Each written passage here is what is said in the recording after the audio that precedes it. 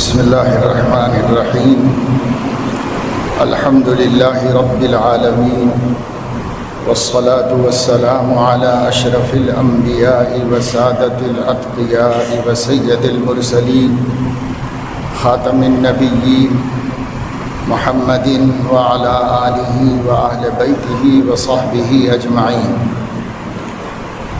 اما بعد قال اللہ تبارک وتعالی کیف تکفرون باللہ وکنتم امواتا فاحیاکم ثم یمیتکم ثم یحییکم ثم الیہ ترجعون صدق اللہ العظیم۔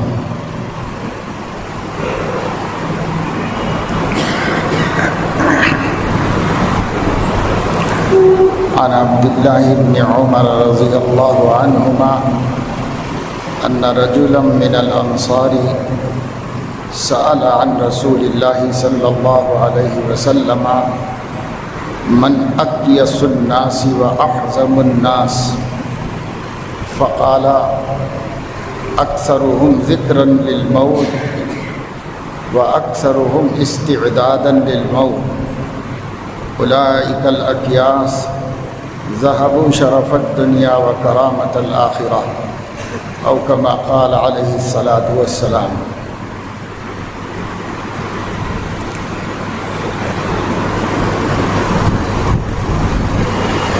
سب سے پہلے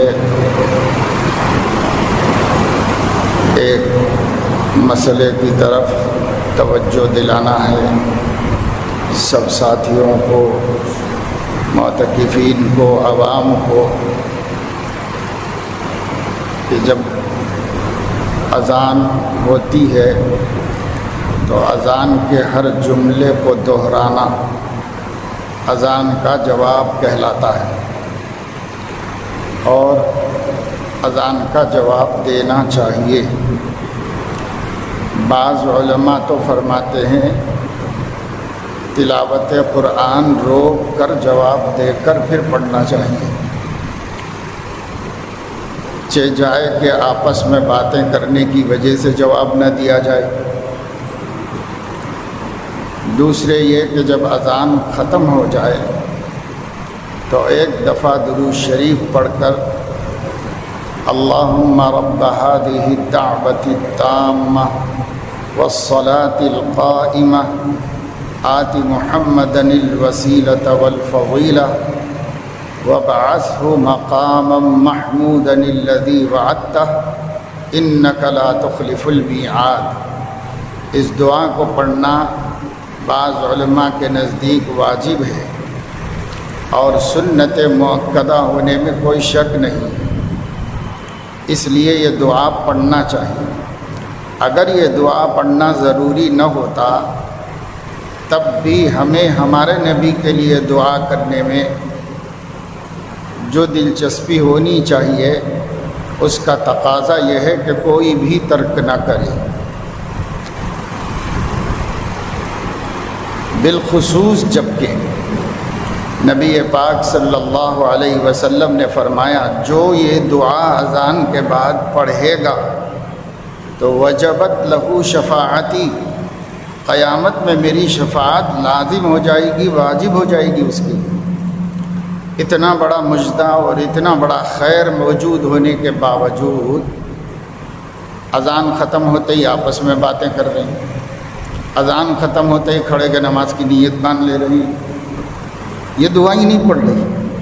کتنے لوگ یہاں موجود لوگوں میں سے کتنے لوگ نہیں پڑھے، حالانکہ اس میں اور کچھ نہیں، نبی کی شفاعت کا لازم ہونا اتنی بڑی سعادت ہے کہ آدمی کبھی زندگی میں ترک نہ کرے اس کو، اگر اس کو اس کی اہمیت معلوم ہو کہ کل قیامت میں نبی کی شفاعت کا کیا مقام ہے اور اس کی کتنی ضرورت ہے انسان کو۔ اگر اس کا کچھ اندازہ ہو تو ہے، لیکن اب اس زمانے میں دین تو اپنی چاہت سے جڑا ہوا ہے، جو دین کی بات اپنے کو بھلی لگے وہ قبول کر لینا ہے، اور جو دین کی بات سے اپنے کو دلچسپی نہیں ہے اسے چھوڑ دینا ہے۔ اس کا نام دین رکھا ہے لوگوں نے کہ اپنی پسند کی چیزوں کو عمل کر لو، نہیں تو چھوڑ۔ اب ہمارے نزدیک اہمیت نہیں ہے کیونکہ ہم جاہل ہیں، ہمارے پاس حدیثیں نہیں ہیں، ہمارے پاس علم نہیں ہے۔ اور میں بار بار بتاتا ہوں کہ اگر کچھ حدیثیں جانتے ہیں تو لڑنے والی حدیثیں جانتے ہیں، ایک دوسرے کو گمراہ بولنے والی حدیثیں جانتے ہیں۔ باقی جو نبی کی ایسی سنتیں ہیں جن پر صحابہ کی جماعت کو تربیت دی گئی ہے، وہ سب سنتوں سے ہمیں کچھ لینا دینا نہیں اور اس سے کوئی تعلق نہیں ہمارا۔ تو یہ جو تھوڑا بہت دین کی سنتوں کی بات کرتے ہیں نا، یہ بھی ہماری نفسانیت ہے، یہ بھی ہمارا دین نہیں۔ اگر دین ہے تو اس سے زیادہ ضروری اور اہم سنتوں کی فکر کیوں نہیں مسلمانوں؟ جو اعمال واجب ہیں ان کی فکر کیوں نہیں؟ جو حلال و حرام کا مسئلہ ہے ان کی فکر کیوں نہیں؟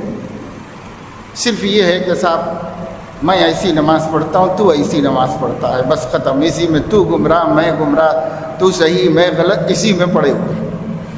جبکہ محدثین کے نزدیک وہ کوئی مسئلہ ہی نہیں ہے، وہ کوئی قابل فکر قابل ذکر مسئلہ ہی نہیں ہے، لیکن اس پر تو اصرار اور واجب درجے کی سنتوں کو کوئی فکر نہیں، کوئی پرواہ نہیں اس کی۔ اس سے سمجھ لیا جا سکتا ہے کہ دین نہیں چاہیے، سنت بھی نہیں چاہیے، صرف اپنا نفس چاہیے کہ ہمارا نفس کس سے خوش ہوتا ہے وہ کرو، اور جس سنت سے ہمارا نفس خوش نہیں ہے تو وہ نہیں کرنا ہے۔ یہ بہت بری بات ہے، سوچنے کی بات ہے، غور کرنے کی بات ہے۔ یہ دین لے کے قیامت میں خدا کو منہ نہیں دکھا سکتے۔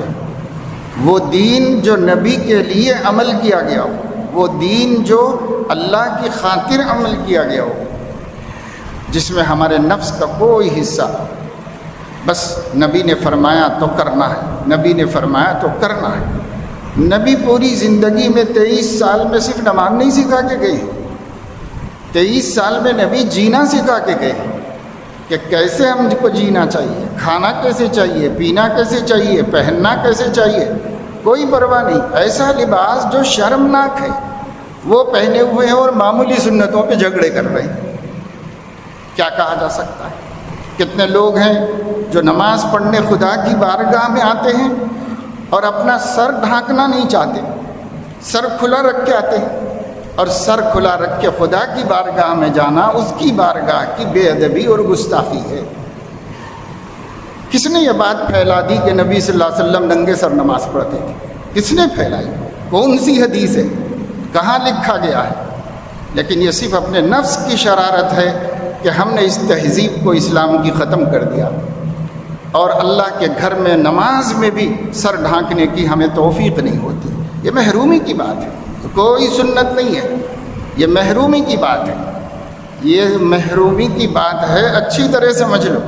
یہ سنت نہیں ہے، سنت تو حضور علیہ الصلاۃ والسلام کی امامہ باندھنا ہے، پگڑی باندھنا سنت ہے، ٹوپی پہننا سنت ہے حضور علیہ السلام کی۔ ہاں، حضرت علیہ الصلاۃ والسلام اور تمام مسلمان احرام کی حالت میں سر کھلا رکھتے ہیں، وہ بھی صرف مرد احرام کی حالت میں کھلا رکھتے ہیں، اور احرام کی حالت میں ویسے ہی نماز پڑھو، کیونکہ وہ تذلل ہے، وہ فیشن نہیں ہے، وہ تذلل ہے، عبدیت ہے، اللہ کے سامنے اپنی عاجزی کا اظہار ہے احرام میں۔ اور احرام سے ہٹ کے تو ایسا کوئی سنت نہیں ہے، کہیں بھی دیکھ لو دنیا بھر کے اندر، سوائے یورپ کے بعض اسی خیال کے لوگوں کے، آپ کو کوئی بھی عبادت میں ننگے سر نظر نہیں آتا، عالم کہیں بھی نہیں نظر آتا، شافعی ہو، مالکی ہو، حنبلی ہو، حنفی ہو، سلفی ہو، جو کسی امام کو نہیں مانتے، ان کے بھی علماء وہ ننگے سر نہیں ہے، صرف پبلک ہے۔ تو پبلک کو بیوقوف بنایا گیا ہے، تو پبلک کو سمجھنا چاہیے، اگر ایسا ہے تو وہ کیوں نہیں کرتے؟ بعض لوگ کہتے ہیں کہ حدیث میں ہے کہ حضور علیہ السلام نے ایک کپڑے میں نماز پڑھی ہے، حضور نے 2 کپڑے میں نماز پڑھی ہے، لہذا 2 کپڑے ہیں، تیسرے کپڑے کا ذکر نہیں ہے۔ تو حدیث پڑھنے کو عقل بھی چاہیے نا، صرف حدیث سے کام تھوڑی چلے گا، حدیث پڑھنے کو عقل بھی چاہیے۔ کس باب میں یہ بیان کیا گیا ہے؟ امام بخاری یہ روایتیں سب نماز کی شرائط میں ستر عورت کے احکام میں لائے، جس میں یہ بتایا گیا ہے ایک ہے تو بھی ستر چھپایا گیا، چھوٹی چادر ہے تو بھی ستر چھپایا گیا، بڑی چادر ہے تو گلے میں باندھ کے سامنے کا ستر چھپا لیا گیا، پیچھے کا چھوڑ دیا گیا۔ یہ صحابہ کی غربت کا حال بتانے کے لیے کہا گیا۔ یہ لاکھوں روپے کے کپڑے گھر میں رکھ کے 100 روپے کی ٹوپی نہیں خریدنے کے لیے نہیں کہا گیا ہے، یہ ان کے لیے بتایا گیا ہے جن کا حال یہ ہے کہ وہ کہتے ہیں کہ ہم سجدے میں جاتے تو پیچھے سے ستر کھلنے کا خوف تھا۔ یہ حدیث بھی بخاری میں ہے کہ حضور علیہ السلام نے فرمایا مرد لوگ سجدے سے سر، عورتیں سجدے سے سر دیر سے اٹھائیں تاکہ اگر کوئی سامنے چھوٹے کپڑے والا، کم کپڑے والا مرد ہے وہ سجدے میں ہے تو اس کا ستر نظر نہ آئے۔ یہ بھی بخاری میں ہے۔ کیا اتنے غریب ہیں آپ لوگ؟ کیا اتنے محتاج ہیں؟ بس فیشن کے خاطر کہتے ہیں کہ نبی کی سنت نہیں، فیشن کے خاطر کہتے ہیں۔ ہر جگہ سنت کا نام نفس کو خوش کرنے کے لیے لایا جا رہا ہے، سنت کا نام اللہ کو خوش کرنے کے لیے نہیں لایا جا رہا، نبی کی رضا کے لیے نہیں لایا جا رہا ہے، اپنے نفس کو خوش کرنا ہے۔ اس لیے اب سنیے، سلفیہ کے، اہل حدیث کے، غیر مقلدین کے بہت بڑے عالم دین گزرے ہیں۔ ان کا نام ہے علامہ ابن قیم رحمۃ اللہ علیہ، زیادہ تر لوگ ان کو فالو کرتے ہیں۔ ابن قیم کی ایک کتاب ہے زاد المعاد فی ہدی خیر العباد صلی اللہ علیہ وسلم۔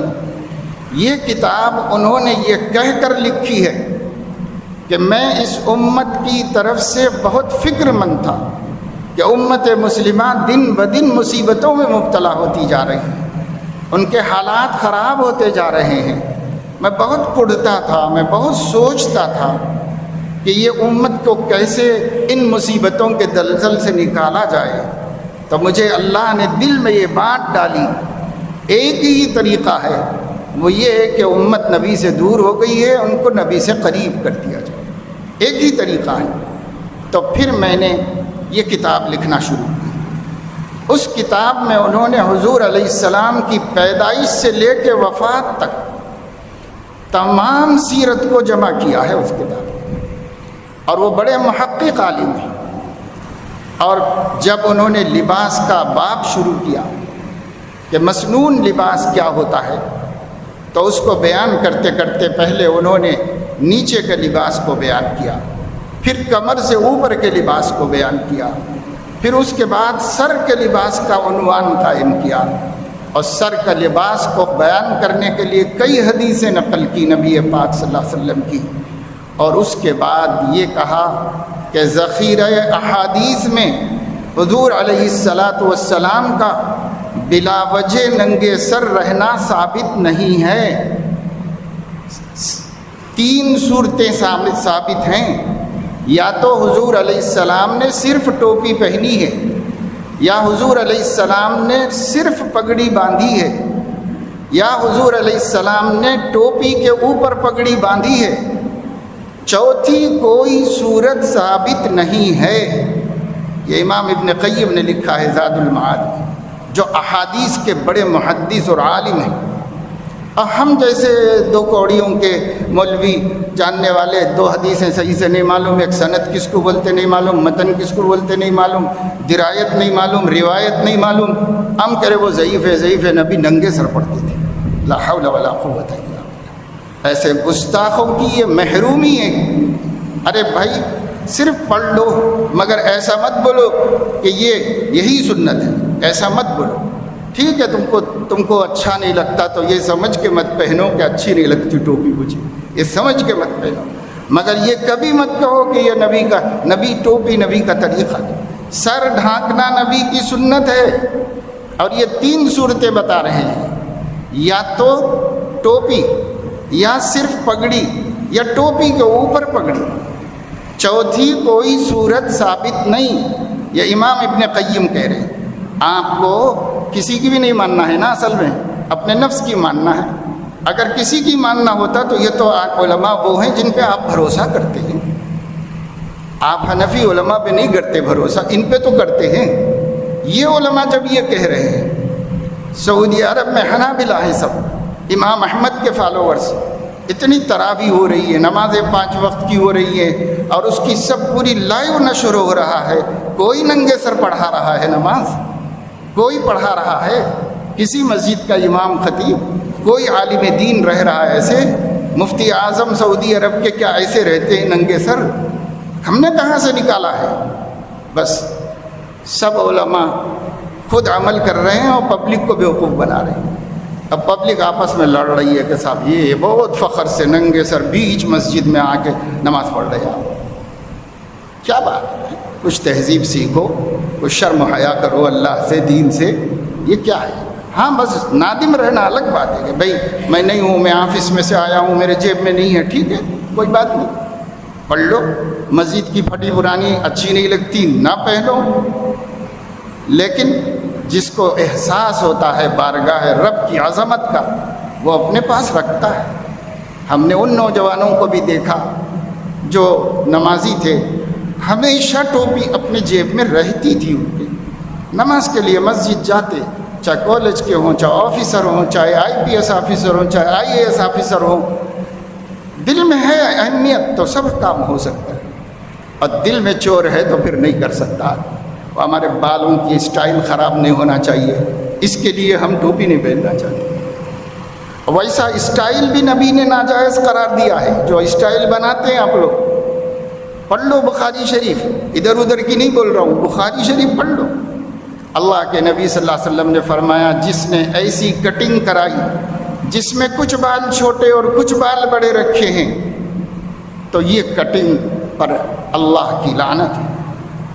ایسی کٹنگ تو سب کرا رہے ہیں، کٹورا کٹنگ کرا رہے ہیں، تماشے کر رہے ہیں، اور یہ جو نت نئی کٹنگ آئی ہے، یہ تو اس طبقے کا شعار ہے یورپ میں، جو طبقہ ابلیس کو خدا مانتا ہے اور تمام مذہبوں کا انکار کرتا ہے، تمام مذہبوں کا انکار کرتا ہے اور ابلیس کو خدا مانتا ہے۔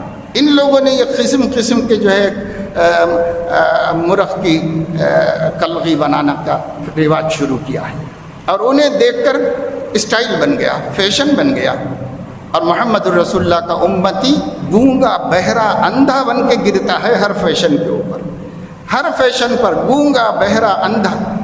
حالانکہ مسلمانوں کی شان یہ بتائی گئی، وہ قرآن پر بھی گونگا بہرا بن کر کے نہیں گرتا۔ اذا ذکروا بآیات ربہم لم یخروا علیہا صما وعمیانا۔ اندھے بہرے بن کے قرآن نہیں پڑھتے، سوچ سمجھ کے غور کر کے قرآن پڑھتے۔ تو قرآن بھی نہیں پڑھتے، لیکن فیشن لینے کے لیے اندھے بہرے بن کے گر جاتے۔ جو فیشن یورپ سے آ جائے، ایسا لگتا ہے کہ آسمان سے وحی آ گئی ہے کہ یہ پسندیدہ ہے اللہ کا، ایسا لگتا ہے۔ وحی کی بھی کوئی ویلیو نہیں، حدیث کی بھی کوئی ویلیو نہیں، فیشن کی ویلیو ہے۔ جو فیشن آ جائے، جو فیشن، پھٹے کپڑوں کا فیشن آ گیا ہے تو پھٹے کپڑے پہن رہے کروڑ پتی لوگ۔ ایسی جینس جس میں ادھر سے پھٹا ہوا ہے، ادھر سے پھٹا ہوا ہے، اندر سے کھال نظر آ رہی ہے، جسم نظر آ رہا ہے، تار لٹک رہے ہیں کپڑے، کیا ہے یہ سب؟ ارے بابا ایک دن مرنا ہے، خدا کو منہ دکھانا ہے، کچھ ہوش سے زندگی گزارو۔ اپنا بھی کوئی کلچر ہے، اپنے نبی نے بھی کوئی تہذیب دی ہے امت کو، ہمیں اس سے زیادہ عزیز اور پیاری کون سی تہذیب ہوگی، کون سا کلچر ہوگا؟ کائے کو اس کے پیچھے مر رہے ہو؟ اس کے پیچھے مر کے نہ تنخواہ بڑھنے والی ہے، اس کے پیچھے مر کے نہ کوئی عہدہ ملنے والا ہے۔ تم کسی بھی لباس میں ہو، اس وقت ملک میں کچھ ایسی بھاجپا تنظیمیں طاقتور ہو چکی ہیں جو ہم کو ہمارے دین سے دور کرنے کے لیے پر توڑ، ہمارے عقیدے سے ہٹانے کے لیے ہمارے لیے کوشش کر رہی ہیں۔ ہم اسی چیزوں میں پڑے ہوئے ہیں، اسی میں الجھے ہوئے ہیں، اسی کے اندر لگے ہوئے ہیں۔ تو بہرحال چونکہ اذان کے بعد دیکھا میں نے کہ کئی لوگ تو فوراً نیت بن لی، تو دعا کب پڑھی بھائی؟ درود شریف کب پڑھی؟ دعا کب پڑھی؟ اب 5 لوگ آپس میں باتیں کرنے لگے، لیکن دعا کب پڑھی؟ حالانکہ نبی فرما رہے ہیں اور صحیح حدیث ہے کہ جو یہ دعا پڑھے گا میری شفاعت واجب ہوگی اس کے لیے۔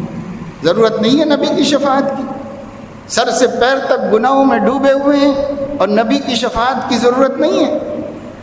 بس غفلت ہے، غفلت ہے، غفلت ہے. اس غفلت کو دور کرو. میں نے ایک آیت پڑھی قرآن مجید کی اور ایک حدیث شریف رکھی جس سے شاید ہماری غفلت کا علاج ہو جائے، ہماری غفلت کا علاج ہو جائے گا.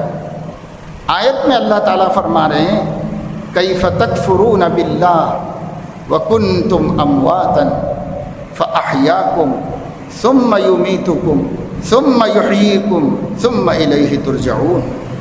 تم اللہ کے ہونے کا، اللہ کے خالق اور مالک ہونے کا، اللہ کے رب اور معبود ہونے کا کیسے انکار کرو گے؟ کیف تکفرون باللہ، کیسے جھٹلاؤ گے اللہ کو، کیسے انکار کرو گے؟ جبکہ صرف اس ایک بات پر بھی غور کر لو تو انکار کی کوئی گنجائش نہیں ہے. اللہ تعالیٰ نے تم کو زندہ کیا. وَكُنْتُمْ أَمْوَاتًا فَأَحْيَاكُمْ، تم مردہ تھے، اللہ نے تم کو زندہ کیا. کیا مردہ تھا؟ انسان کاہے سے بنا ہے؟ انسان اپنے باپ کے ذریعے اپنی ماں کے رحم کے اندر جو ایک قطرے ناپاک وجود میں آتا ہے، جو اللہ ارادہ کرتے ہیں تو وہ پھر ہمارا جنین بن جاتا ہے اور ہمارے پیدا ہونے کا سبب بن جاتا ہے. وہ کیا ہے؟ وہ مردہ ہے. وہ قطرہ زندہ ہے، وہ قطرہ مردہ ہے. اس مردہ قطرے سے اللہ تعالیٰ نے تم کو زندہ انسان بنا کر بھیجا.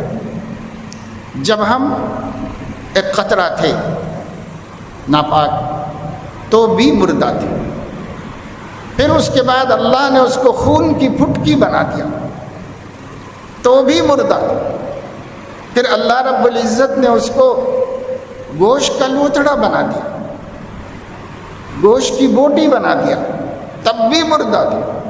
پھر اللہ رب العزت نے اس کو ہڈیوں سے سنوار کر ایک شکل بنایا، پھر جان ڈالی، تب ہم زندہ ہوئے. ماں کے پیٹ میں ہی زندہ ہو جاتے ہیں، وہیں پر زندگی مل جاتی ہے. پیدا ہونے کے بعد نہیں ملتی، اندر ہی مل جاتی ہے. لیکن ہمارے 9 مہینے کا جو تسلسل ہے بننے کا، اس کی آدھی مدت میں ہم مردہ ہیں اور آدھی مدت میں ہم زندہ ہیں. اللہ نے جان ڈالی تو زندہ ہیں. تو کیف تکفرون باللہ وکنتم امواتا فاحیاکم، تم مردہ تھے، ہم نے زندہ بنایا. تم مردہ تھے، ہم نے زندہ بنایا. کتنی مردار چیزیں دنیا میں پڑی ہوئی ہیں، بے شمار ہیں، کروڑوں مخلوقات، جمادات، نباتات. کسی میں کوئی زندگی ڈال سکتا ہے؟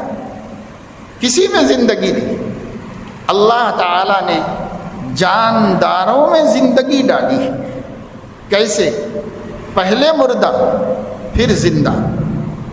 ایسا نہیں ہے کہ شروع ہی سے زندہ ہے آدمی، شروع ہی سے زندہ نہیں. کنتم امواتا، تم اموات تھے، تم مردے تھے، بے جان تھے. فاحیاکم، اللہ نے تم کو زندگی دی، تمہاری بے جان جسم میں جان ڈالی.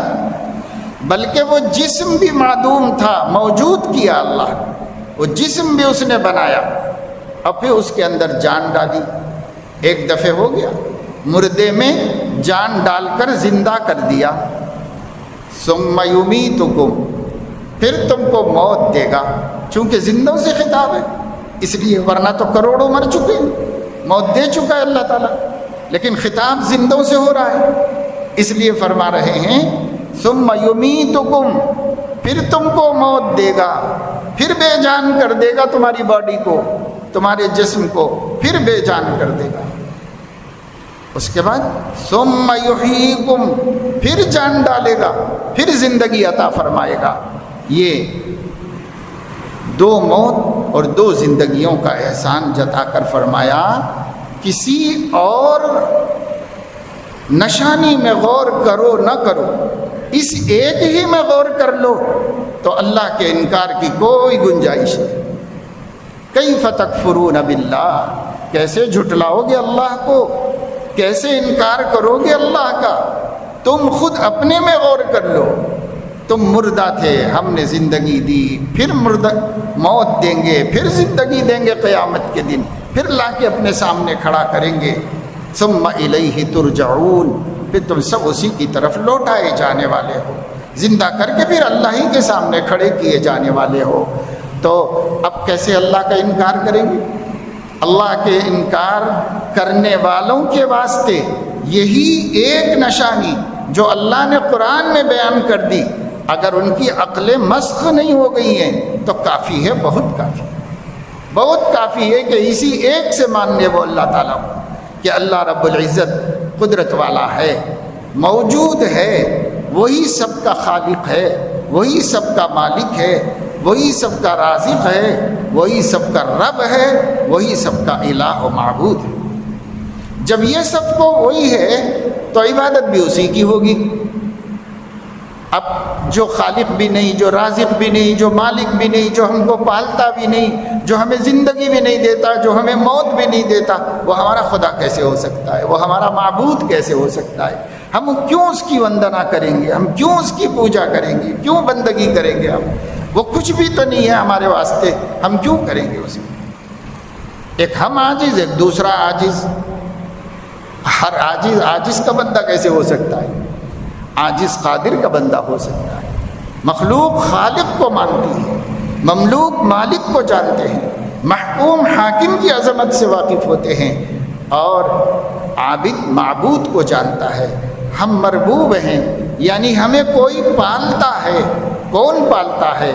تو اللہ تعالیٰ پالتا ہے، وہ ہمارا رب ہے، ہم اس کے مربوب ہیں، تو رب ہی عبادت کے لائق ہے، رب ہی پوجے جانے کے قابل ہے۔ اس لیے اللہ کے علاوہ مومن کے لیے کوئی معبود نہیں، اللہ کے علاوہ مومن کے لیے کوئی حاکم اعلیٰ نہیں ہے۔ کتنے حکم ہمارے سامنے ہیں، ان حکموں کو ہم قبول کر لیں۔ والد کا حکم ہے، والدہ کا حکم ہے، استاذ کا حکم ہے، مرشد مربی کا حکم ہے، ہمارے سامنے حکم گورنمنٹ کا ہے، ہمارے حاکم کا ہے، اور ہمارے آفیسر کا حکم ہے۔ احکام تو بہت ہیں، بہت لوگوں کے ہیں، لیکن یہ سب لوگ حاکم اعلیٰ نہیں ہیں۔ حاکم اعلیٰ صرف اللہ تعالیٰ ہے۔ وَمَن لَّمْ يَحْكُم بِمَا أَنزَلَ اللَّهُ فَأُولَٰئِكَ هُمُ الْكَافِرُونَ، جو اللہ کے حکم کے خلاف حکم دیتا ہے وہ کافر ہے، وہ کافر ہے جو اللہ کے حکم کے خلاف حکم دیتا ہے، کیونکہ حکم تو ان الحکم الا للہ، حکم صرف اللہ ہے۔ اللہ کے علاوہ جب وہ کوئی مالک نہیں، خالق نہیں، رازق نہیں، رب نہیں، تو وہ حکم دینے کا حق کیسے اس کو حاصل ہوتا ہے؟ کسی کو حق نہیں ہے کہ وہ حکم دے، حکم دینے کا حق صرف اللہ ہے۔ اس لیے کہ وہ خالق ہے، وہ مالک ہے، وہ رازق ہے، ہم کو عدم سے وجود میں لایا، زندگی دی، اور ہمیں وہ سب چیزیں دی جو کوئی نہیں دے سکتا۔ یہ دیدہ تو کوئی بنا سکتا ہے، لیکن دیدے میں روشنی کون دے سکتا ہے؟ کان تو کوئی بنا سکتا ہے، لیکن کان میں سنوائی کون ڈال سکتا ہے؟ زبان تو کوئی بنا سکتا ہے آرٹیفیشل، لیکن زبان میں گویائی کون ڈال سکتا ہے؟ دل کی ایک شکل بنائی جا سکتی ہے، اب تو جہاں دیکھو دل ہی دل نظر آتے ہیں، جدھر دیکھو دل ہی دل نظر آتے ہیں۔ تو یہ دل اتنا اللہ نے پھیلا دیا ہے کہ ایمان والوں کو سمجھ میں آ جائے کہ کائنات میں اصل چیز دل ہے۔ اگر وہ بن گیا تو سب ٹھیک ہے، وہی نہیں بنا تو کچھ بھی نہیں ہے۔ لیکن اتنے دلوں کے فوٹوਆਂ دیکھ کر بھی دل کی فکر کسی کو نہیں ہے کہ میرا دل سنور جائے، میرا دل درست ہو جائے، میرے دل میں اللہ آ جائے، میرے دل میں ایمان کا نور جگمگائے، میرے دل میں صفات حمیدہ پیدا ہو جائیں، میرے دل کے اندھیرے ختم ہو جائیں، میرے دل کی سنگینی اور سختی ختم ہو جائے۔ یہ کس کو فکر ہے؟ کسی کو فکر نہیں۔ آئی لو آئی لو آئی لو، بس ختم۔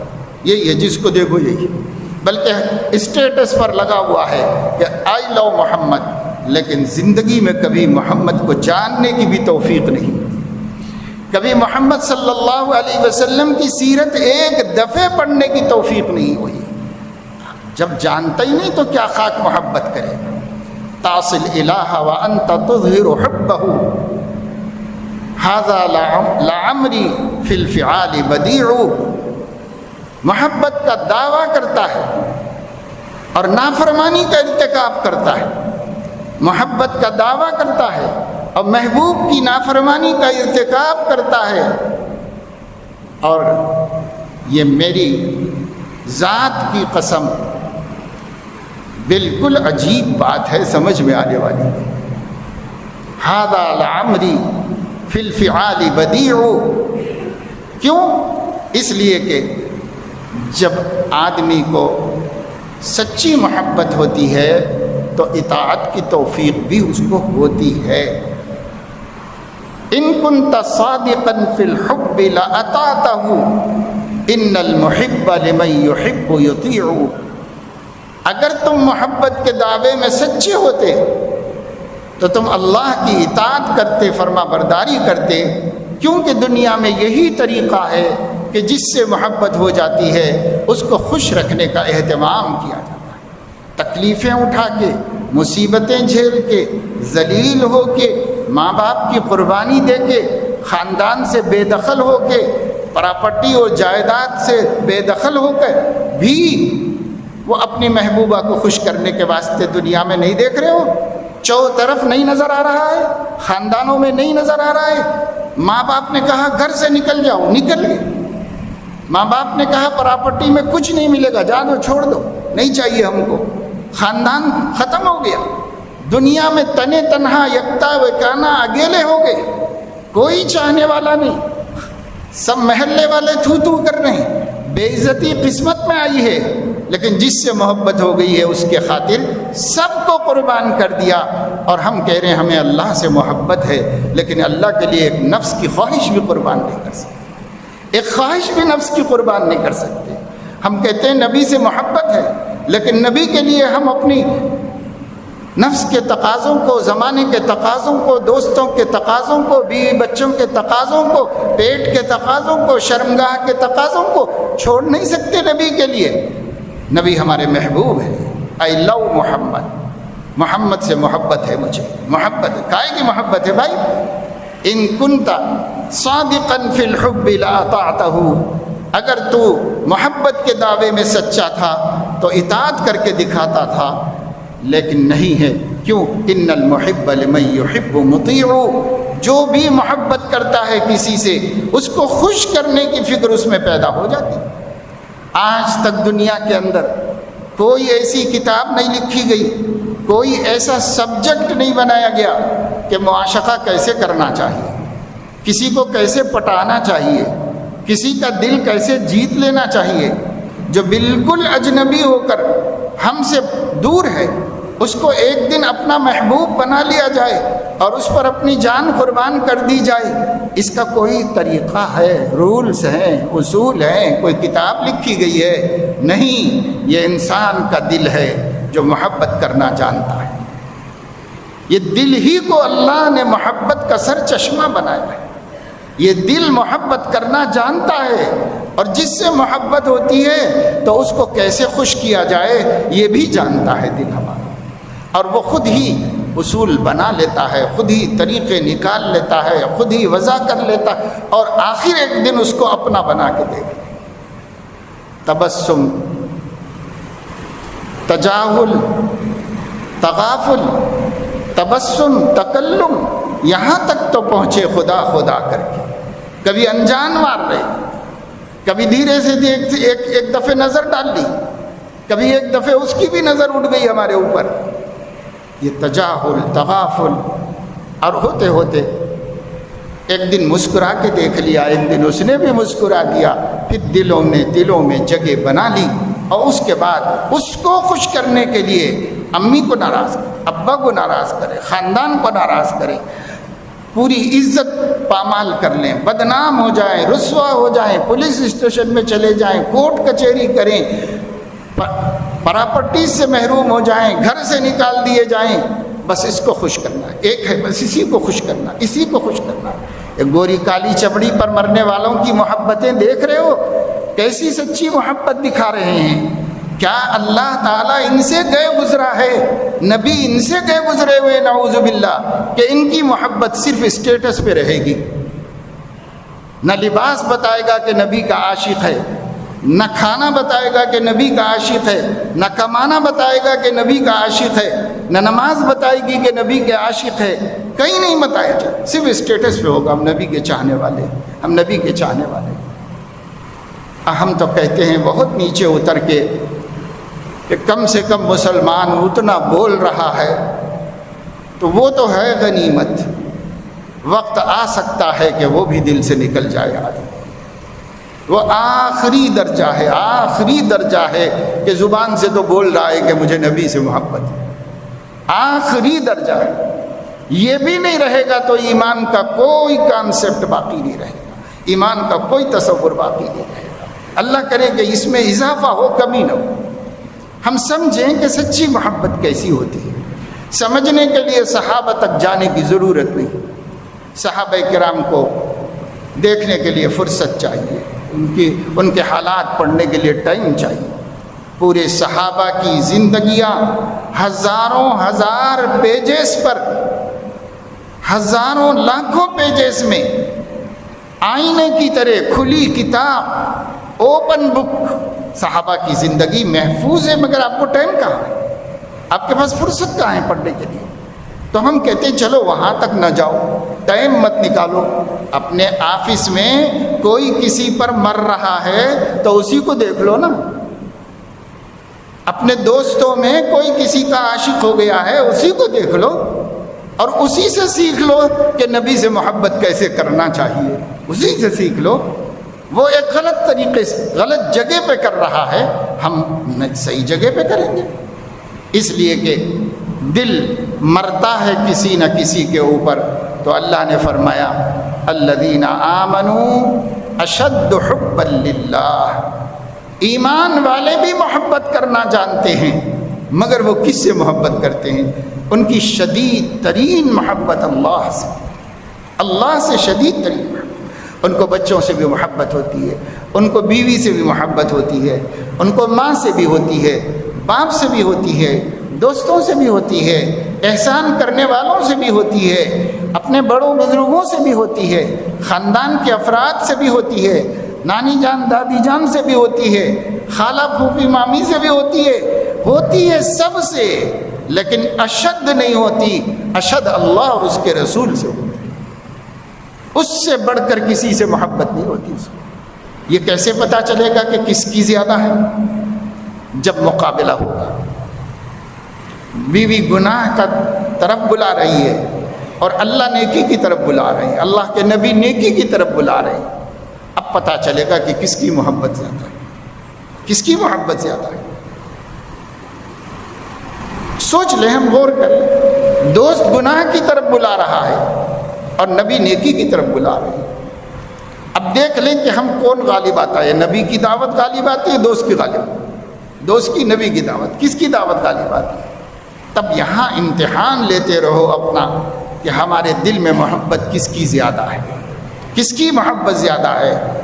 امتحان لیتے رہو تاکہ دل میں شرمندگی پیدا ہو، احساس جاگے، ندامت پیدا ہو، اور ہمیں کم سے کم توبہ کی تو توفیق ہو جائے کہ توبہ کر لیں کہ اللہ ہم آپ سے سچی محبت نہیں کر پا رہے ہیں، نبی سے سچی محبت نہیں کر پا رہے ہیں، بہت شرمندہ ہیں، بہت افسوس ہے ہم کو، ہمیں معاف کر دیجئے۔ اتنا تو ہو جائے کم سے کم، اس سے بھی تو کام نکل سکتا ہے، اس سے بھی کام بن سکتا ہے۔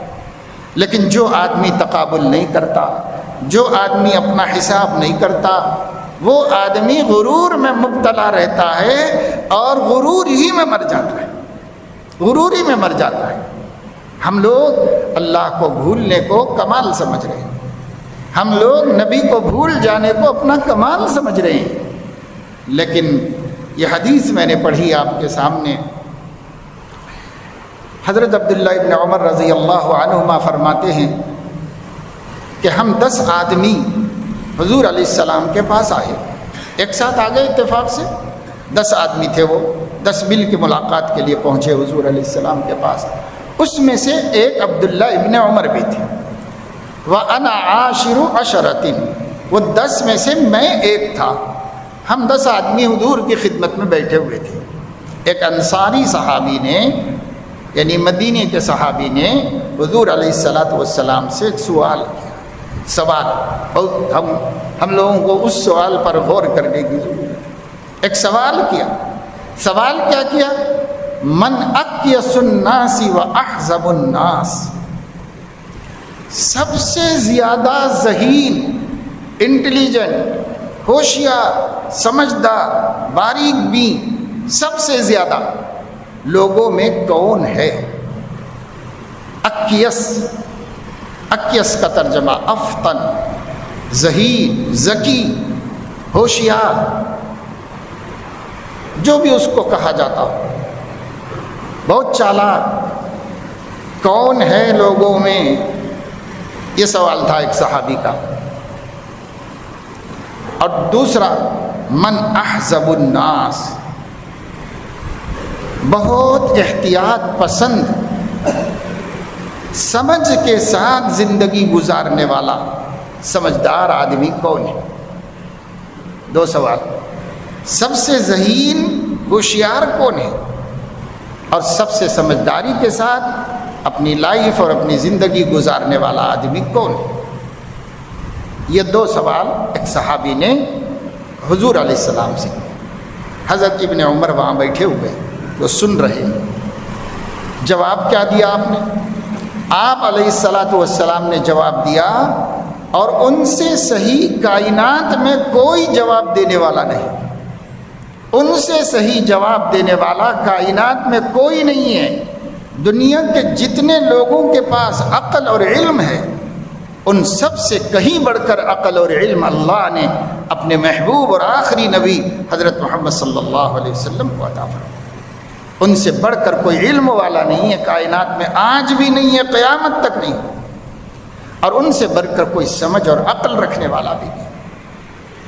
یہ صرف ہم ان کے امتی ہیں اس لیے محبت میں بول رہے ہیں، ایسی بات نہیں. دنیا کی تمام قوموں کے اسکالرس نے اس بات کو مان لیا ہے کہ ان سے زیادہ ذہین، سمجھدار، علم والا، عقل والا، اخلاق والا اس دھرتی پہ اللہ نے کسی کو نہیں پیدا فرمایا. یہ ہمارا فخر ہے. کاش کہ ہمیں اس کی حقیقت اور اہمیت و عظمت ہمارے دل میں پیدا ہو جائے. کاش کہ ہمیں ہمارے نبی کی قدر ہو جائے، کبھی ہو جائے، مرنے سے ایک دن پہلے ہو جائے، کہ ہمارے نبی سب سے زیادہ قابل قدر ہے، اور سب سے زیادہ اتباع کے لائق ہے، اور سب سے زیادہ نمونہ بنانے اور ہیرو بنانے کے لائق ہیں. آج جو لوگ ایران کے سپریم لیڈر کو اپنا ہیرو بنا رہے ہیں، سنی مسلمان، ان کو بھی کبھی اپنی تنہائیوں میں بیٹھ کر اپنی نبی سے شرم کر کے آنسو خون کے رونا چاہیے. کس کو چھوڑا ہے، کس کو پکڑا ہے؟ خون کے آنسو رو بیٹھ کر کے. بس جدھر ہوا ہے ادھر مسلمان بہ رہا ہے. کچھ عقل نہیں، کچھ علم نہیں، اپنا دین نہیں جانتا، اپنا عقیدہ نہیں جانتا، اپنے عقیدے کے دشمنوں کو نہیں جانتا، کسی کو نہیں پہچانتا. آج سنی مسلمانوں کے ہاتھوں میں کالے ڈورے ہیں، پیر میں باندھے ہوئے ہیں ڈورے کالے، رفض کی علامت، دشمنان صحابہ کی نشانی. سنی مسلمان اپنے پیروں میں، ہاتھوں میں باندھے ہوئے ہیں، اور گلوں میں ڈوریاں ڈالے ہوئے ہیں، کالے کپڑے پہن رہے ہیں، تعزیت اور غم کا اظہار کر رہے ہیں. کیا منہ دکھاؤ گے قیامت میں صحابہ کو؟ کیا منہ دکھاؤ گے صدیق اکبر کو؟ کیا منہ دکھاؤ گے عمر فاروق کو؟ بلکہ حالت یہ ہو گئی ہے، بعض پڑھے لکھے نوجوان لڑکے اور لڑکیاں حضرت ابو بکر کو گندی گالیاں دے رہے ہیں، اور سنی گھرانوں کے ہیں، گندی گالیاں دے رہے ہیں اور لعنت ملامت کر رہے ہیں. ایک باپ نے خود لا کر اپنے ایجوکیٹڈ بیٹے کو دکھایا کہ حضرت یہ میرے بچے، میرا بیٹا ہے، اور یہ کہہ رہا ہے کہ ابو بکر کا نام مت لو میرے سامنے، عمر کا نام مت لو. کیسے؟ تو شیعہ دوستوں میں شیعہ بن گیا ہے. ایسی رواداری نہیں ہوتی. ہم کسی کے دشمن نہیں ہیں، ہم کسی پر ظلم کے روادار نہیں ہیں. ہمیں نہیں پسند ہے جو کچھ ہو رہا ہے. ہم ٹرمپ کے اور امریکہ کے مظالم کو مظالم ہی سمجھتے ہیں، خواہ کسی پر کیا گیا ہو، کسی ملک کے صدر کو مارنے کا کوئی حق نہیں ہے۔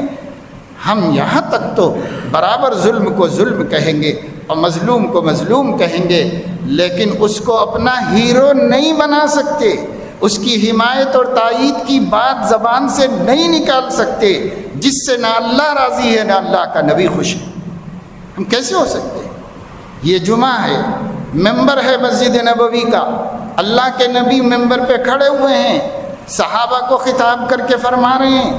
ایک صحابی نے آ کے شکایت کی، یا رسول اللہ بعض لوگ ہمیں برا بھلا کہتے ہیں۔ آپ علیہ السلام ممبر پہ چڑھے اور ممبر پہ چڑھ کے فرمایا، اللہ اللہ فی اصحابی لا تتخذوهم غرضا من بعدی فمن احبهم فبحبی احبهم ومن ابغضهم فببغضی ابغضهم۔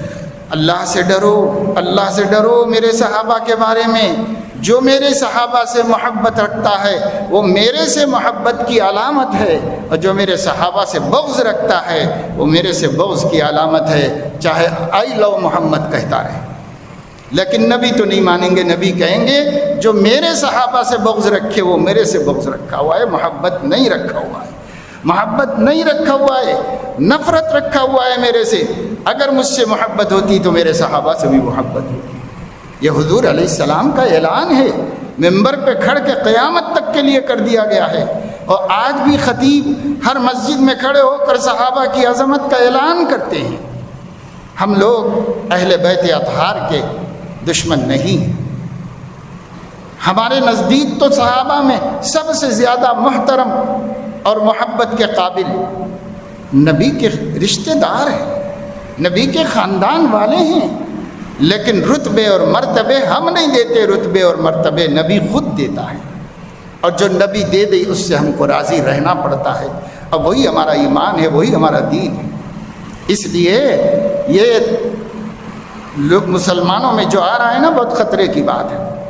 ڈر لگ رہا ہے کہ اب بہت سارے مسلمان دین سے دور ہونے کی وجہ سے، اپنے عقیدوں سے بے خبر ہونے کی وجہ سے، کچھ یہ سیاسی سماجی حالات کو دیکھ کر ایسا نہ ہو جائے کہ اہل السنت والجماعت کے عقیدے چھوڑ بیٹھیں، اور چھوڑ رہے ہیں لوگ۔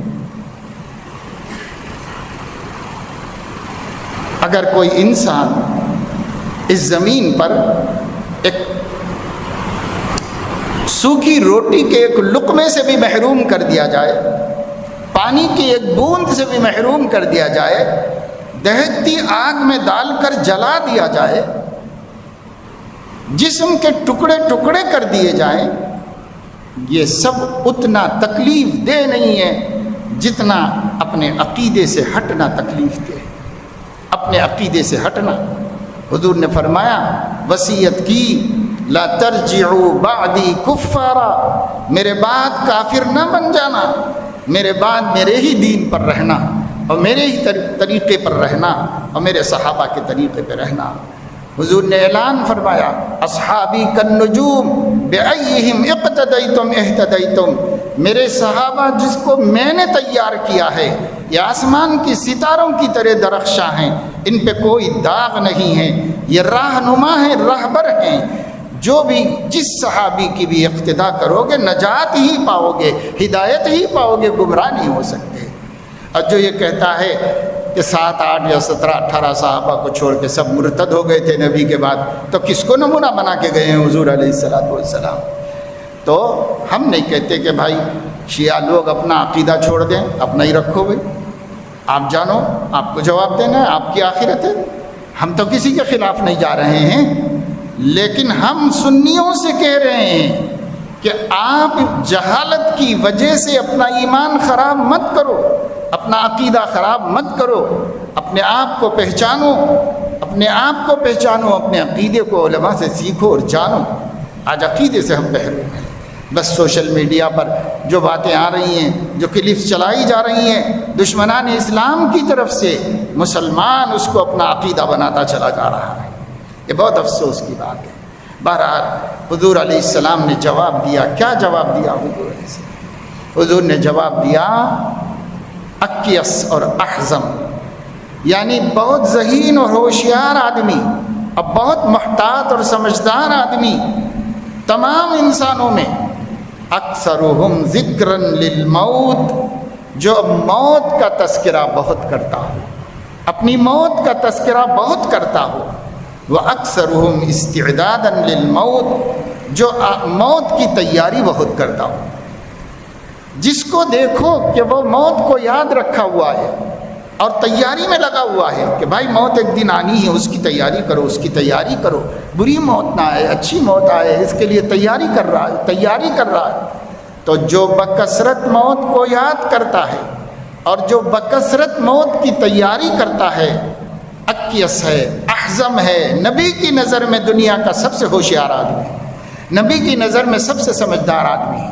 اب ہماری ہوشیاریاں کیا ہیں، ہماری سمجھداریاں کیا، ہم کو معلوم ہے، لیکن یہ نبی کی نظر ہے۔ نبی کی نظر میں جو موت کو کثرت سے یاد رکھے، جو موت کی کثرت سے تیاری کرے، ہر عمل میں دیکھو کہ یہ موت کو کام آئے گا کہ نہیں آئے گا، ہر بولنے سے پہلے سوچو کہ یہ موت کے لیے مفید ہوگا یا مضر ہوگا، ہر چیز کمانے سے پہلے دیکھو کہ یہ موت کے لیے ٹھیک ہے یا نقصان دہ ہے۔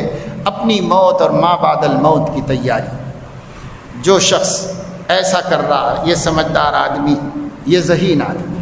پھر حضور نے ان کی تعریف، ایسے بندوں کی تعریف کی، وہ تعریف کر کے فرمایا اولئک الاقیاس، یہی دنیا کے انٹیلیجنٹ اور یہی دنیا کے سمجھدار اور یہی دنیا کے ذہین لوگ ہیں جو موت کی تیاری کر رہے ہیں۔ ذہبوا شرف الدنیا و کرامت الآخرہ، یہی لوگ ہیں جو دنیا کی عزتیں بھی لوٹ لے گئے اور آخرت کی کامیابیاں بھی لوٹ لی۔ انہی لوگوں نے دنیا بھی لوٹی، انہی لوگوں نے آخرت بھی لوٹ لی، خود حاصل کر لی، خود جمع کر لی اپنے واسطے، دنیا کی شرافت بھی اور آخرت کی کرامت بھی۔ اب اتنا نبی بتائیں اور پھر بھی ہمیں تیاری نہ ہو، یاد بھی نہ ہو موت۔ ارے بھائی میرا دل بہت دھڑکتا ہے، میرے سامنے مت بولو موت، میرے سامنے ذکر مت کرو، میں ایمبولینس کو نہیں دیکھ سکتا، میں میت کو نہیں دیکھ سکتا، اس لیے جنازے کی نماز میں بھی نہیں جاتا، میں تدفین کو نہیں دیکھ سکتا، اس لیے کسی مردے کو دفن کرنے کا ثواب بھی نہیں حاصل کرتا۔ کتنا ڈرو گے، کتنا ڈرو گے، اور چاہے جتنا ڈر لو کیا بچ سکو گے؟ کوئی بچا ہے؟ قارون، فرعون، حامان، نمرود، شداد، کوئی بچا موت سے؟ کوئی بچا ہٹلر، مسولینی موت سے بچا؟ کیا ٹرمپ سے پہلے والے پریزیڈنٹس آف امریکہ بچے؟ کوئی بچا؟ دنیا کے دو سپر پاور ہیں، چائنا ہے، رشیا ہے، امریکہ ہے، گویا یہ دنیا کے تین خدا ہیں، کیا یہ موت سے بچے؟ اور کیا یہ آئندہ موت سے بچنے والے ہیں؟ کوئی نہیں بچ سکا۔ ایک آدمی کو دنیا کی غفلت بہت ستا رہی تھی، دنیا کے عیش کا شوق بہت مجبور کر رہا تھا۔ جائز حد تک تو اسلام میں کوئی سختی نہیں ہے، لیکن ناجائز میں پڑ جانا یہ ہے موت کو بھول جانا۔ تو ناجائز میں دعوت دے رہا تھا۔ ایک بزرگ کا نفس ان کو دعوت دے رہا تھا کہ چلو، کل ہوس اس طرح ترغیب دیتی تھی مجھے، خوب ملک روس ہے اور سرزمین طوس ہے، صبح سے تا شام چلتا ہو میں گلگوں کا دور، اور شام ہوئی تو ماہ رویوں سے کنارو بوس ہے۔ اب اردو تو سمجھ میں آتی نہیں، نہ اس وجہ سے بتانا پڑتا ہے کہ کہہ رہا یہ ہے نفس، ایک بزرگ کا نفس کہہ رہا ہے کہ باہر چلے جائیں گے اور امریکہ، رشیا میں اور کسی بھی ترقی یافتہ ملک میں جہاں خوب پیسہ کما سکیں وہاں چلے جائیں گے، اور وہاں جا کر رہ جائیں گے، بس جائیں گے، جہاں ہم صبح سے شام تک شراب، نشہ اور عیش اور عشرت کے وسائل مہیا ہوں، اور شام ہو جائے تو بہت ساری خوبصورت لڑکیوں کے ساتھ رات بسر ہو اور رات زندگی گزارے۔ نفس تو سب کا ایسا ہی ہے نا، ایک بزرگ کا نفس بھی ایسا بول رہا ہے، ان کو یہ دعوت دے رہا ہے۔ شام ہوئی تو ماہ رویوں سے کناروں بوس، ایسی زندگی چاہتے ہیں، ایسی زندگی۔ اور میں آپ کو بتاؤں کہ انٹرنیٹ پر ایک ایسی تحریک وجود میں آ چکی ہے، 8-10 برس پہلے ہی جو پوری دنیا کے تعلیم یافتہ نوجوانوں کو ایسی زندگی کی دعوت دے رہے ہیں اور سورسز مہیا کرنے کا پیشکش کر رہے ہیں کہ آپ ہماری تحریک سے جڑ جاؤ، آپ کو لڑکی، آپ کو زمین، آپ کو دولت، آپ کو نوکری اور آپ کو زنا، نشہ سب دلائیں گے۔ ارے کیا مذہب، خدا رسول لے کے بیٹھے ہو، چھوڑو یار، دنیا میں پیدا ہوئے ہو تو عیش کرو، عشرت کرو، مزے کرو۔ یہ ایک تحریک ہے، ادھر ادھر کی نہیں بول رہا ہوں۔ یہ تحریک کتنے عرب نوجوانوں کو بھٹکا چکی ہے، یہ تحریک کتنے یورپ کے نوجوانوں کو بھٹکا چکی ہے۔ یہ تحریک ابھی ہندوستان میں 3 سال پہلے کی بات ہے کہ ایک نوجوان کو انہوں نے جواب دیا کہ ابھی انڈیا میں ہمارا سینٹر نہیں ہے، جب سینٹر ہوگا تو آپ کے نمبر پر ہم کال کریں گے، رابطے میں رہیے گا ہمارے ساتھ۔ جی اب یہ ہر جگہ یہ تحریک چل رہی ہے۔ ڈرو اللہ سے، موت کا ڈر رہے گا تو ہی بچیں گے، نہیں تو نہیں بچ سکیں گے۔ تو بزرگ کو پھر کیا ہوا؟ اللہ نے مدد فرما دی۔ کہتے ہیں کہ یہ سب دعوت سن کر، اس کی باتیں سن کر میرے عقل نے اور میرے ایمان نے میرے دین سے یہ کہا، نے مجھ سے کہا کہ اچھا ٹھیک ہے، یہ سب بعد میں کرنا، پہلے میں تمہیں لے جا کر یہ سب کرنے والوں کا انجام بتا دیتا ہوں۔ پہلے ان کا انجام بتا دیتے ہیں۔ بہت لوگ کر چکے ہیں یہ سب کچھ، عیش و عشرت، عیاشی، زناکاری اور تباہی بربادی، جو بھی بربادیوں کے اڈے کھلے ہوئے ہیں۔ لوگوں نے دنیا میں جگہ جگہ سن سٹی بنائے ہوئے ہیں۔ اندر آ جاؤ اور جو گناہ کرنا چاہے کر لو، جو گناہ کرنا چاہے کرو، صرف بل پے کرنا ہے اور کچھ نہیں کرنا ہے۔ یہ عیاش لوگ یہ سب کچھ کر رہے ہیں، کیا عرب کیا عجم، سب کر رہے ہیں یہ سب 5 اسٹار ہوٹلوں میں جا کر، بلکہ اڈوں پہ جا کے، جو اڈے شریفانہ اڈے، گندے اڈے نہیں ہیں کہ صاحب بڑوں کی اور غریب لوگوں کی، مزدوروں کی فوسل بستی میں ایسا ہو رہا ہے، نہیں، کروڑوں کی بنائے ہوئے شاندار محلات کے اندر یہ سب کچھ ہو رہا ہے اور لوگ کر رہے ہیں۔ تو انہوں نے کہا، لے گئی یک بارگی گورے غریباں کی طرف، جس طرح جانے تمنا 100 طرح مایوس ہے۔ مجھے میری عقل، مجھے میرا ایمان قبرستان لے کے چلا گیا مجھے۔ چلو قبرستان چلو، ہم بتاتے ہیں انجام کیا ہوگا۔ قبرستان لے گیا اور مرقدیں 2-4 دکھلا کر کہنے یہ لگی مجھ سے، یہ سکندر ہے، یہ دارا ہے، یہ کہ کاؤس ہے۔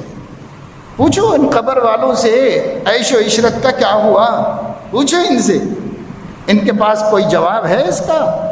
بھائی کبھی کبھی ہمیں قبرستان جانا چاہیے، اور قبرستان بھی بس اللہ بچائے۔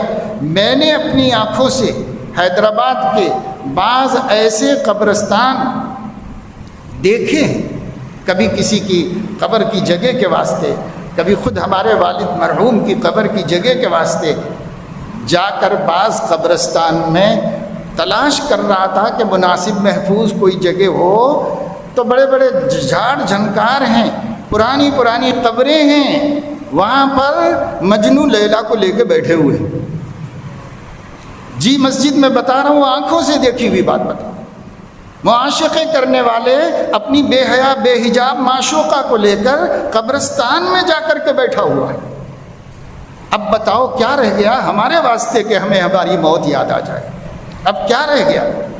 تو قبرستان جاؤ محض اس لیے کہ قبر میں پڑے ہوئے مجبور و بے بس لوگوں کو دیکھ کر اپنی قدرت و طاقت، صحت اور زندگی کی قدر کریں اور اللہ کی بندگی کر لیں، اللہ کو راضی کر لیں۔ اس کے لیے قبرستان ہے، اس کے لیے دواخانے کو کبھی کبھی جانا چاہیے۔ بیماروں کو دیکھو کیسی بیماریوں میں مبتلا ہے، وہ تو کھانا کھانے کے موقف بھی نہیں ہے، عیش کیا کریں گے بیچارے، کھانا کھانے کے موقف میں نہیں ہے۔ کسی کو نالی لگا کے پیشاب نکالا جا رہا ہے، کسی کو تھیلی بند کے پاخانہ نکالا جا رہا ہے، کسی کو سینہ پھاڑ کر آپریشن کر کے دل درست کیا جا رہا ہے، کسی کا حال کیا ہے، کسی کا حال اللہ اکبر۔ اگر ایک دفعہ عبرت کا دیدہ لے کر کوئی ایک دواخانے کا رونڈ مار دے تو کبھی اللہ کی نعمتوں کی ناقدری نہیں کر سکتا، کبھی اللہ کی ناقدری نہیں کر سکتا۔ موت کی تیاری یہ نبی کا پیغام ہے۔ سب مسلمانوں کو یہ ہو سکتا ہے کہ رمضان المبارک کا آخری جمعہ ہو، یا یہ کہ آگے ایک اور جمعہ بھی ہم رمضان کے اندر پڑھ سکیں، جو اللہ کو مقدر ہوگا۔ لیکن یہ ہو سکتا ہے کہ آخری جمعہ ہو۔ آخری جمعہ جمعۃ الوداع کہلاتا ہے۔ یہ کوئی شرعی چیز تو نہیں ہے، بس ایسے ہی کسی نے ایک بندے کو دل میں دل بھر گیا ہوگا، آنکھیں جیسے اپنے کسی محبوب کو رخصت کرتے ہیں، رشتہ دار کو رخصت کرتے ہیں، بچے کو باہر جا رہا ہے تو آنکھیں بھر آتی ہیں وداع کرتے وقت، رخصت کرتے وقت میں۔ وداع کے معنی ہے رخصت کرنا، کسی کو دور جانے کے لیے بھیج دینا۔ تو رمضان شریف کو ہم کیوں بھیج رہے بھائی؟ ہم کیوں بھیج رہے ہیں رمضان کو؟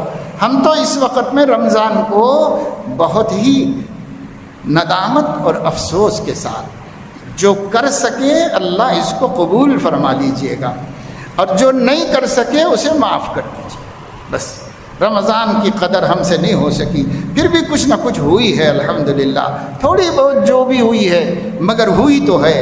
جو ہوئی ہے اللہ پاک وہ اس لائق نہیں کہ ہم آپ کو پیش کر سکیں، بس آپ قبول کر لو اپنی شان سے، اپنی شان قبولیت سے اس کو قبول کر لو بس آپ۔ سیدنا شیخ عبد القادر جیلانی رحمۃ اللہ علیہ جب حج کے لیے گئے تھے تو کعبے کی اس زمانے میں پتھر تھے، یہ فرشی بچھی ہوئی نہیں تھی، پتھر سنگریزے پڑے ہوتے تھے۔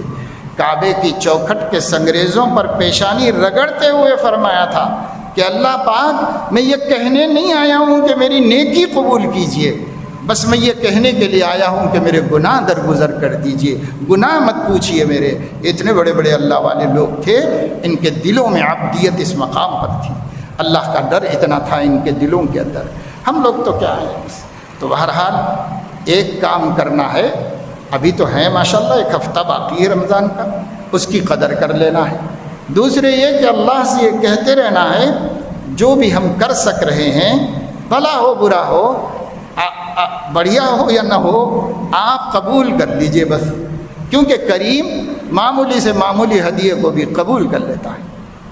ہمارے نبی نے فرمایا، صحیح بخاری میں روایت ہے کہ اگر ان کو کوئی، خود فرمایا کہ مجھے کوئی بکری کے کھروں کا شوربہ لا کر دے تو بھی میں یہ ہدیے کو عزت سے قبول کروں۔